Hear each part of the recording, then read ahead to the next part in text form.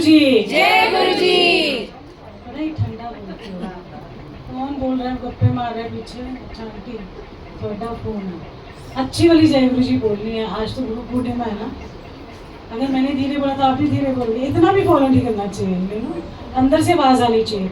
जय गुरुजी। जय गुरुजी। सारी आयु संगत को गुरुजी मुबारक, है ना। सारी आयु संगत को बहुत सारा प्यार, गुरुजी का प्यार। सारी आयु संगत को गुरुजी की बहुत सारी मुस्कुराहटें, ताकि आप ऐसे ही खिलते रहो और ऐसे ही जगमगाते रहो। और जैसे ना जब हम जब बहुत आकाश अंधेरे में होता है, तो आपको देखिए ना टिमटिमाते तारे होते हैं, ठीक है। वैसे ही आप भी संगत सारी गुरुजी की टिमटिमाते तारे हो, शाइनिंग, एवरीबडी शाइनिंग, ठीक है।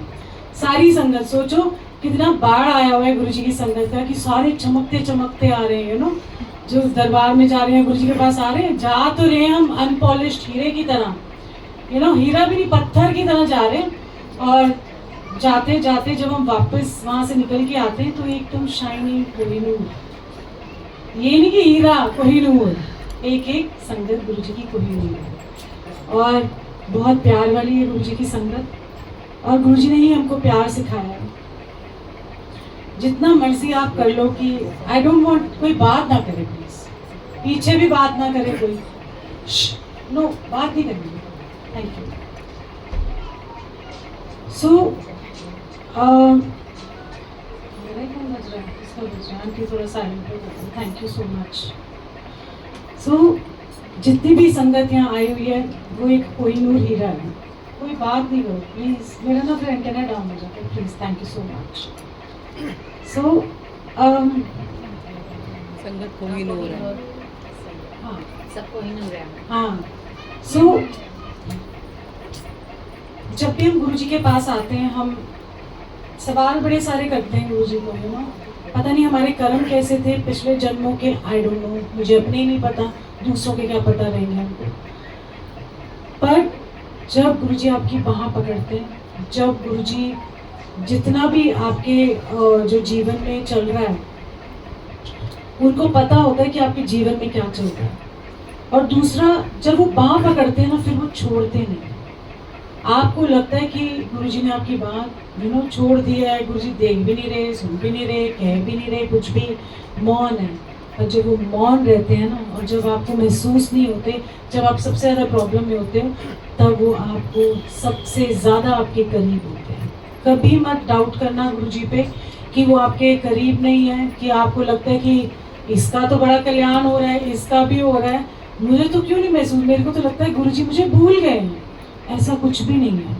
क्यों? क्योंकि गुरु जितनी आप प्रॉब्लम में होते हैं ना, उतना ही आपके अंदर होता है, साथ नहीं होता, आपके अंदर बैठा आपको गाइड कर रहा होता है। Aunty, can you please put it on silent mode if you don't mind. So जितना भी हम सोचते हैं कि ओ गॉड, आज तो गुरुजी है नहीं हमारे साथ, कहाँ गए, हमारे साथ इतना अनर्थ हो गया है और सब कुछ होता है, पर मैं एक जवाब दे सकती हूँ कि वो आपको इतना स्ट्रॉन्ग, आपको उनकी रज़ा में रहना आना चाहिए। जो रज़ा में रहना सीख जाता है, उनकी हर हुक्म मान लेता है, वो गुरु का हो जाता है। जो शिकायतें ही करता रहता है, मेरे जीवन में ये नहीं है, मेरे जीवन में वो नहीं है, मुझे लगता है कि वो अभी टाइम लगेगा, उसको गुरु तक अभी वो पहुंचा ही नहीं है। दर तक जाने का मतलब ये नहीं है कि वो गुरु तक पहुंच गया, नहीं। गुरु तक पहुंचने का मतलब ये होता है कि गुरु के दिल में बसना। आप गुरु जी को दिल में नहीं बसा सकते। क्यों? क्योंकि हमारे पास ना वो चीज़ें हैं, हमारे अंदर घृणा इतनी है, जेलसी इतनी है, हमारे अंदर इतने अवगुण हैं, इतने ज़्यादा, कई बार सूक्ष्म अहंकार भी आ जाता है। सब में आता है, ये नहीं कहूँगी, कभी कभी मुझ में भी आ जाता है। तो मैं गुरुजी को बोलती हूँ कि मेरे में सूक्ष्म अहंकार भी आ जाए तो इसको निकाल बाहर फेंकते हैं, यू नो, छोड़ो। पर मानना पड़ेगा कि अहंकार आया, मानना पड़ेगा खुद को कि ये मेरे अंदर अवगुण आ गया है। अगर आप सोचो ठीक है गुरुजी अपने आप कर लेंगे, नहीं, पहले तो अपने आप एक्सेप्ट करो ना कि आपके अंदर क्या आ गया है। जब आप मानोगे ही नहीं तो आप उसको निकालोगे कैसे बाहर, और गुरु भी कैसे हेल्प कर सकते हैं आपके। सो आनंद, सो अहंकार अहंकार अहंकार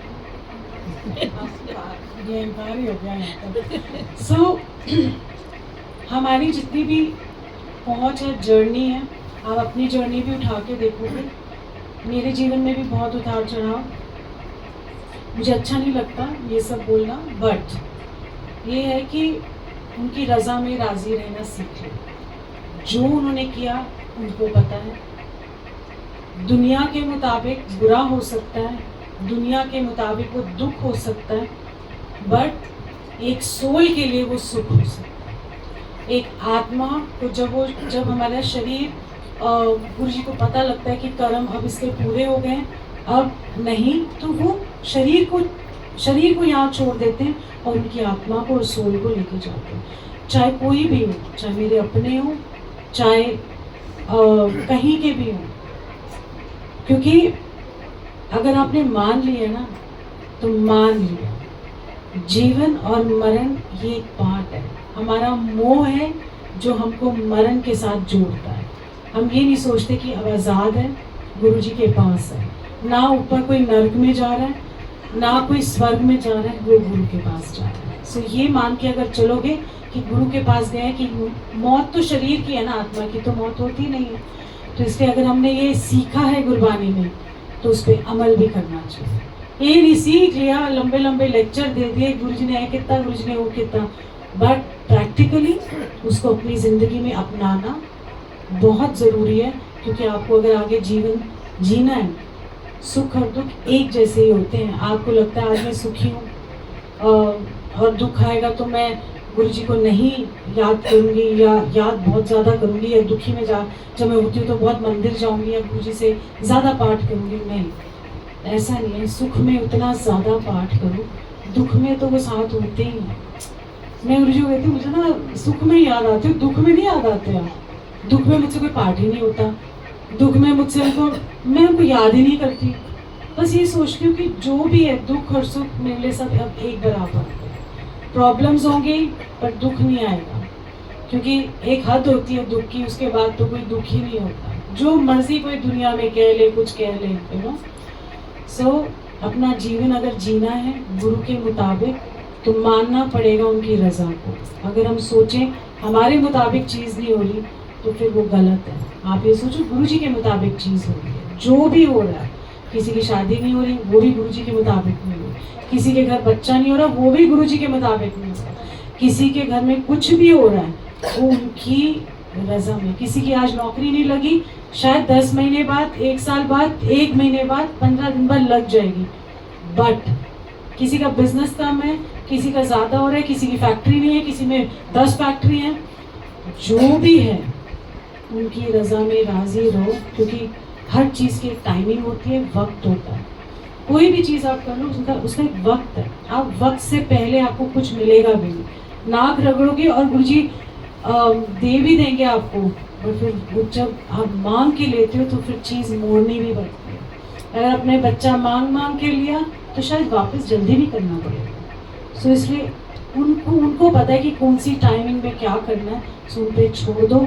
क्योंकि हम ऐसे ही हैं सारे, हम बहुत अंदर से अवगुणी हैं। तो आज जब गुरु पूर्णिमा है तो आज हम गुरु जी को बस यही अरदास करते हैं कि गुरु जी जो भी हमारे अंदर अवगुण है हमारे अंदर, सबके अंदर है, वो हमारे अंदर दौड़ है, मैं इससे पहले भागूं, मेरा नाम पहले हो, या हमारी सेवाएं हमको जैसे कहीं भी आप सेवा करते हो तो सोचते हो बैज की सेवा करते करते हम तो बड़े बनने का बन गए। बट ये सोचो कि गुरु जी की नज़रों में आप दौड़ नहीं सकते, आप रेंग रहे हो, रेंग भी नहीं रहे हो, खड़े हो। जिस दिन गुरु जी ने आपको हुक्म दे दिया, जब रेंगोगे ना तो तकलीफ बहुत ज़्यादा होगी, क्योंकि जब आप उनकी तरफ जाते हो रेंगते रेंगते तो आपके घुटने छिल जाते हैं, आपका दिल भी छिलता है, आपकी आत्मा भी तड़पती है। एक तो गुरु मिलन को तड़पती है और शारीरिक जब कष्ट आते हैं आपको, तो ये सोचो कि ये आपका कर्म ही है जो आपको गुरु जी के पास लेके जा रहा है। अगर वो छिल नहीं होगी, वो तड़प नहीं होगी, तो आप गुरु तक पहुंच ही नहीं सकते, कुछ भी आप कह रहे हो। तो इसीलिए अगर रेंग रहे हो, रेंगने के बाद वो खड़ा भी कर देंगे, फिर चलोगे, पर चलते चलते कांटे भी लगेंगे, पहले तो घुटने, फिर उसके बाद पैर, ठीक है। और बाद में जब उस सारी चीज़ों से आप निकल के जाते हो, तो गुरुजी फूलों की सेज सजाते हैं आपके लिए और अपने जैसे ना बाहों में ले लेते हैं, और फिर ना दुख होता है ना सुख होता है। यू नो, परेशानी होगी, you can feel low, but कभी डिप्रेशन नहीं होता गुरुजी की संगत को। कभी भी याद रखना, जिस दिन आपको डिप्रेशन हुआ, इसका मतलब यही है कि आप गुरु पे विश्वास नहीं रखते, आप गुरु जी के अभी बने नहीं हो। सिर्फ मंदिर और सत्संग में जाने से आप गुरु जी के नहीं हुए हो। आप 1000 सत्संगों में चले जाओ, 1000 बारी मंदिर चले जाओ, तो जिस दिन आपको अंदर से महसूस होगा कि मैं अब गुरु जी की बन गई, वो है, दुनिया के हिसाब से नहीं, मतलब हाँ जी गुरु जी, वाह गुरु जी, ये गुरु जी, वो नहीं, वो बात नहीं है। आप जाओगे तो जब आप अंदर से उनको महसूस करोगे कि हाँ, आज से मैं गुरु की हो गई। आपको दिखाने की भी जरूरत नहीं है, आपको बोलने की भी कई बार जरूरत नहीं पड़ती। आपकी जो हरकतें हैं, आपकी जो आव भाव है, वही बता देगा ये तो गुरु जी की हो गई या ये गुरु जी का हो गया। आपको दुनिया में बोलना ही नहीं है कुछ भी, ना ये कुछ भी नहीं बोलोगे, तब भी आपका चेहरा, आपके आव भाव सब बता देंगे कि ये अब गुरु जी की हो गई या ये गुरु जी का हो गया। हम जज नहीं कर सकते, क्योंकि अगर हम जज किसी को करते हैं तो वो भी हमें जज करेंगे, तो गुरु जी कैसे जज करेंगे? क्योंकि एक ही जज है, एक ही पुरुष है दुनिया में, वो है आपका गुरु। और गुरु जैसा कोई देव नहीं है, गुरु जैसे कोई भी नहीं है। जब आज मैंने मेरी पूजा लगाया, जब प्लेलिस्ट बना रही थी, बहुत पहले ही बना दी थी, और मुझे पता था बाद में जाकर कुछ चेंज आएगा। मैंने कहा पर एक बेसिक तो प्लेलिस्ट बनाओ, बात की मैं बाद में देखूंगी। तो जब ये वाला शब्द है गुरु मेरी पूजा, जब हम एम्पायर स्टेट में जाते थे, तो आई थिंक कितने 3-4 महीने पहले, गुरु जी के चोला छोड़ने से पहले, गुरु जी हमें सुनवाते थे गुरु मेरी पूजा, और एक मैं सदगुरु मैं तेरी पतंग। मैंने कहा ये तो शब्द ही नहीं है, बट इतना रिपीटेडली लगवाते थे every time, Thursday, Friday, Saturday, Sunday, और हमें आदत हो गई। बट आप इसके वर्डिंग सुनो, गुरु मेरी पूजा, गुरु गोविंद, गुरु मेरा पार ब्रह्म, गुरु भगवान। तो आपका, अगर आपने गुरु को मत्था टेक दिया, सोचो भगवान को मत्था टेक दिया, आपने पार ब्रह्म को मत्था टेक दिया, फिर आपको किसी देवी देवता की या किसी की भी फिक्र नहीं होनी चाहिए, क्योंकि आपने मान लिया आपका गुरु ही आपका भगवान है। आपने मान लिया गुरु ही आपके परमात्मा है, और आप ही को वो परमानंद है वो। एक बार जब लास्ट 2007 में जब गुरु जी का लास्ट फंक्शन हुआ था बैसाखी का, मुझे याद है कि मैं वहाँ जब गुरु रूम के वहाँ बाहर बैठी थी, वहीं पर ही बैठी थी, और एक और थी संगत। गुरु जी ने 7 टाइम्स ये एक के बाद एक ये गुरु मेरी पूजा 7 टाइम्स लगाया लगातार। मैंने कहा आज क्या हो गया? उनकी वजह थी। और गुरु जी को जब ये हम लगाते हैं ना, तो गुरु जी को बहुत पसंद आता है, वाइब्रेशन बदलती है। एक्चुअली गुरु जब बैठ जाते हैं तब भी वाइब्रेशन बदल जाती है। अभी भी ये उनके दुपट्टे पे सिलवटे लगी हुई है, वो सिटिंग देयर, यही हमारा प्रमाण है। अगर हमारे को सच के दर्शन दे देंगे ना, हमारा हार्ट फेल हो जाएगा, सच बता रहे, हाय किधर कोई भूत आ गया, हमसे you will not be able to take it. आप डर जाओगे, ऑनेस्टली टेलिंग, डर जाएंगे हम। लास्ट में जब इन्होंने 7 बार ही लगवाया, कुछ वजह होती है उनके लगाने की, कि आपने, हम गुरु के पास से जाते हैं, 10 तरह के मंदिरों में भी चले जाते हैं, 10 तरह जाके मन्नतें भी मांग लेते हैं, 10 जगह जाके धागे भी बनाते हैं, क्योंकि हमें अपने गुरु पे पूरा विश्वास है। हम एस्ट्रोलॉजर्स के पास जाते हैं, हम पंडितों के पास जाते हैं, तो अभी गुरु पे विश्वास नहीं हुआ। जिस दिन गुरु ने आप कि वहाँ पकड़ लिए उस दिन उन्होंने आपका लेख लिख दिया। जो आप लेख लिख के आए थे उसके विपरीत आपका लेख नहीं। जो एस्ट्रोलॉजर, जिसको वैसी आधी नॉलेज होती है, उसका खुद का ही तो नहीं होता। एक बार कोई एस्ट्रोलॉजर ने किसी को कुछ बताया तो थोड़ी देर बाद मतलब वो उसको बता रहा है तुमने ये उपाय करना है, तुमने वो उपाय करना है, 4 दिन बाद उसकी खुद की डेथ हो। सो जिसको अपना ही नहीं पता वो दूसरों को क्या बताएगा। और एस्ट्रोलॉजर्स इसलिए गुरुजी मना करते थे क्योंकि आधी अधूरी नॉलेज होती है, वो आपका कर्म खराब करती है। उनको कुछ पता नहीं होता और वो आपको कर्म आपका पुट्ठा ही कर देते हैं। रिंग पहना दी, रिंग के मायने नहीं पता है बस जी, क्योंकि ये एक किताबी चीज लिखी हुई है, यू नो एवरीवेयर। आप गूगल सर्च करोगे तो आपको सब मिल जाएगा, कौन सा पत्थर आपके लिए अच्छा है, कुंडली अपना जो भी डेट ऑफ बर्थ डालो सब हो जाएगा। वही पत्थर की आपके अगर बीमार हो तो आपको पन्ना बना देंगे, ये गलत। क्योंकि कौन सी चीज आपके लिए अच्छी है वो खुद भी नहीं जानते हैं। और जिसने गुरु पे छोड़ दिया सब कुछ वो जाएगा ही किसी के पास ना। मंदिरों में मतलब ऐसे मन्नतें मांगने जाएगा, सैर सपाटा करने जाओ, नतमस्तक होने जाओ, बट दर आपका एक ही है। गुरु और परमात्मा आपका एक ही हो सकता है। 4 पकड़ोगे, चारों जगह आपको कंफ्यूजन ही रहेगा और कंफ्यूजन में परमात्मा नहीं मिलेगी।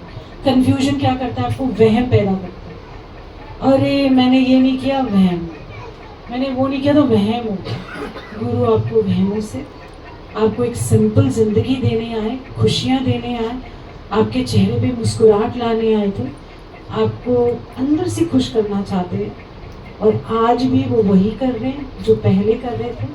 और एक बात याद रखना, गुरु जी की गद्दी किसी की गद्दी नहीं है। बड़े मंदिर की गुरु जी की गद्दी सिर्फ गुरु की ही है, क्योंकि गुरु जैसी कमाई किसी ने नहीं की है। गुरु जैसी कोई भी कमाई नहीं कर सकता, कोई संगत ऐसी नहीं है जो गुरु जी की पावर की है। चाहे उनके रिश्तेदार हो गुरु जी के, चाहे कोई भी हो, उनके जैसी पावर। पहले तो कमाइयाँ करो, तब करो, तब गुरु जी कहते हैं कि कल्याण की गद्दी मिलती है। तो अपनी गद्दी लगाओ और गुरु की गद्दी को कल्याण की गद्दी ही रहने दो। और इनसे जैसा, इनके जैसा कोई ना आया है ना रहती दुनिया तक कभी कोई आएगा। क्योंकि थोड़े टाइम बाद आधी दुनिया तो वैसे ही खत्म हो जानी है, पता नहीं कब खत्म होनी है। बट जो रह गए वो गुरु के प्यारे रह जाएंगे और उनकी जो प्यार है वही फैला सकते हैं, उनकी वाइब्रेशन है। और हम सेल्फिश नहीं हो सकते कि आज आगे आने वाले टाइम में हमारे बच्चों के भी बच्चे गुरु जी को महसूस कर सकें जैसे हम महसूस कर सकते हैं, वो भी गुरु जी का रस महसूस कर सकें। हमारी गुरु जी से यही अरदास है कि हम रहें ना रहें, हमारे बच्चों के भी बच्चे आगे और बच्चे, आगे और बच्चे, generations to come, in all generations to come, हम यही चाहते हैं कि उनका एहसास कि परमात्मा रब है वो हमेशा रहे।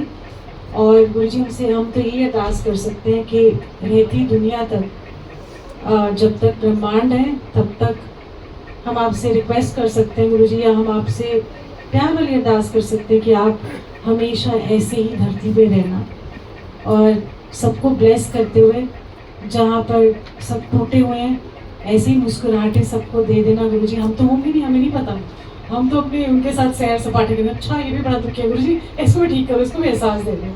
हम तो यही कर सकते हैं ना, तो हम यही करेंगे। एंड आगे अपने बच्चों को भी यही सिखाएंगे कि रस लो। अभी मानेंगे नहीं, बाद में मान लेंगे, पर हाँ जो गुरु जी ने पकड़ लिया तो वो गुरु जी की हो गई, तो पूरी फैमिली हो जाती है गुरु जी की। अभी तो अटखेलियाँ करते भी तो मेरे बच्चे भी करते हैं, क्या गुरु जी थोड़ा ऐसे कर देते हैं, हाँ जी नहीं करते। सो बट टाइम आने पे उनको भी पता है और मुझे भी पता है कि मेरे बच्चे गुरु जी के हैं, आपके बच्चे भी गुरु जी के हैं। सो हम केयर टेकर हैं और असली माँ बाप मेरे बच्चों के मेरे गुरु ही हैं। सो आज अरदास है कि सारे मुस्कुरा के जाएं और अपने दिल से जितनी भी मैल है सब निकाल के जाएं, क्योंकि जब हम गुरु को अर्पण करेंगे ना, कुछ भी हो, हमारे अंदर की मैल हो या कुछ भी हो, मुझे लगता है गुरु फिर आपको अपने गुण देता है, दया का भाव देता है, प्यार देता है बहुत सारा। सो थैंक यू गुरु जी हमारी ज़िंदगी में आने के लिए, और सारी संगत की तरफ से बहुत सारा प्यार आपको और बहुत सारा शुक्राना आपको कि आप हम सबको इस भवजल से निकालने आए हो। एंड बस आप ऐसे ही हमको ठंडक देते रहो, ठहराव देते रहो, ताकि हम ज़िंदगी में आगे बढ़ सकें और अच्छा जीवन जी के जा सकें, मतलब सफल करें हम अपना जीवन और खुशी से। सो जय गुरु जी। मुस्कुरा लेना अच्छी वाली मुस्कुराहट। भूख लग रही है किसी को? आपको लग रही है आंटी? हैं समोसा नहीं था समूह अभी तो मुझे बंद कर दो।